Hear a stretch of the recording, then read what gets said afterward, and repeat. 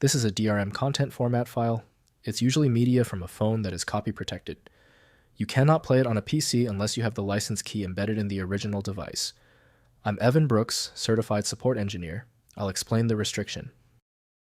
Just a heads up, the best strategy against tricky DCF errors is having a dedicated viewing program. I'll reveal more about my favorite tool towards the end. A DCF file can represent two distinct types of data. Primarily, it's associated with DRM, digital rights management, protected content, often used for ebooks or other media to prevent unauthorized copying. Alternatively, DCF can also refer to a proprietary image format used by some digital cameras, particularly older models, to store captured images. When used for DRM, DCF files employ encryption and licensing mechanisms to control access and usage rights. The specific DRM scheme varies depending on the content provider.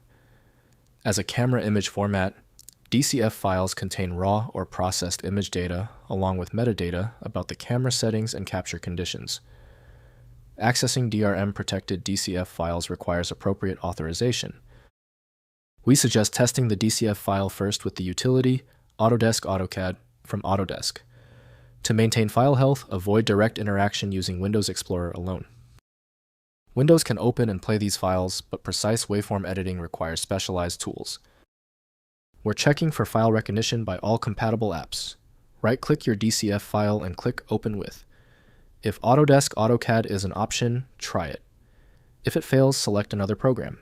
We must find the right software link. When a DCF file fails to open, it is usually for a basic reason. We're going to use the universal fix, but it helps to know the source. Here are the most common technical culprits behind your system's rejection of the DCF file. First, use the original media app.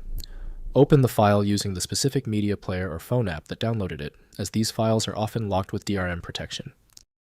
Next, check mobile device.